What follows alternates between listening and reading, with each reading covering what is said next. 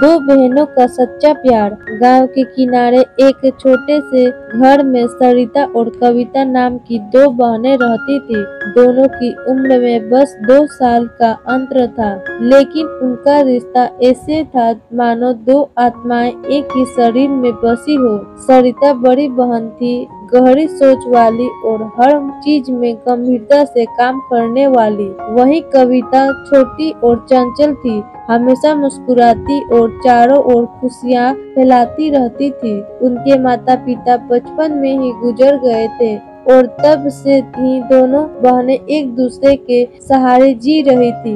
सरिता ने अपनी छोटी बहन को माँ और पिता दोनों का प्यार देने का संकल्प किया था। उसने अपनी पढ़ाई छोड़कर मेहनत मजदूरी शुरू कर दी ताकि वो कविता की पढ़ाई जारी रख सके। कविता भी यह सब समझती थी और उसे गर्व महसूस होता था कि उसकी बहन उसके लिए इतना कुर्बानी दे रही थी। कविता हमेशा कहती थी, दीदी एक दिन मैं पढ़ लिख कर बड़ा आदमी बनूंगी और तुम्हें सारे सपने पूरे करूंगी। वक्त बीतता गया और कविता ने अपनी पढ़ाई में बहुत मेहनत की। वह गांव की सबसे होशियार छात्र बन गई और शहर के कॉलेज में दाखिला पाने का मौका मिला। सरिता ने उसे अपने सारे जमा पैसे देकर शहर भेज दिया और खुद गांव में रहकर काम करने लगी। अब सरिता को अपने जीवन में केवल एक ही खुशी थी, कविता की सफलता। शहर में कविता ने जी जान से पढ़ाई की और कुछ ही वर्षों में उसे एक अच्छी नौकरी मिल गई। उसने सरिता से वादा किया था कि वह उसके लिए अच्छा घर बनाएगी और उसे आरामदायक जीवन देगी। जैसे ही कविता को पहली तनख्वाह मिली, वह गांव लौट आई।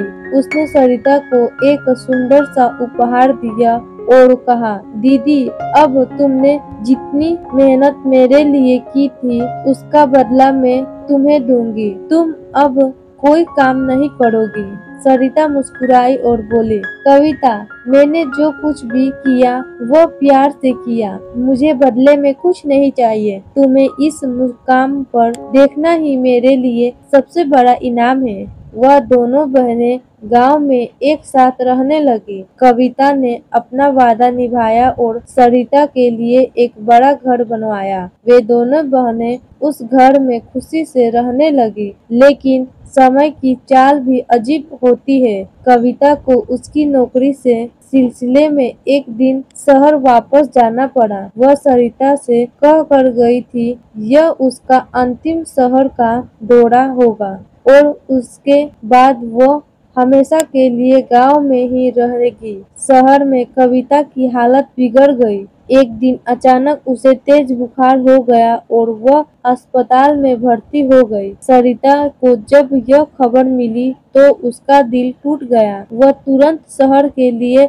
निकल पड़ी। अस्पताल में कविता को देखकर सरिता का दिल भर आया। उसने कविता का हाथ थामा और आंसुओं को रोकते हुए बोली, कविता मैं तुम्हें कुछ नहीं होने दूंगी। कविता ने सरिता की ओर देखा और धीरे से बोली, दीदी तुमने मेरे लिए सब कुछ किया है, अब बस मुझे यहीं से देखती रहना। तुम्हारी यह छोटी बहन तुम्हारे प्यार के बिना कभी नहीं जी सकेगी। सरिता ने कविता को सांत्वना देते हुए कहा, तुम्हें कुछ नहीं होगा बहन, मैंने तुम्हारे साथ जिंदगी जीने का वादा किया है। अब तुम जल्दी से ठीक हो जाओगी और हम फिर से साथ साथ गांव में रहेंगे।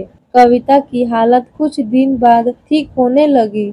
अब वह अपने बहन के बिना एक पल भी नहीं रह सकती थी। आखिरकार वह अस्पताल में छुट्टी पा गई और वे दोनों वापस गांव लौट आई। इस घटना के उनके रिश्ते को और भी मजबूत कर दिया। वह सरिता ने फैसला किया कि वह भी शहर जाएगी और कविता के पास रहकर उसके साथ काम करेगी।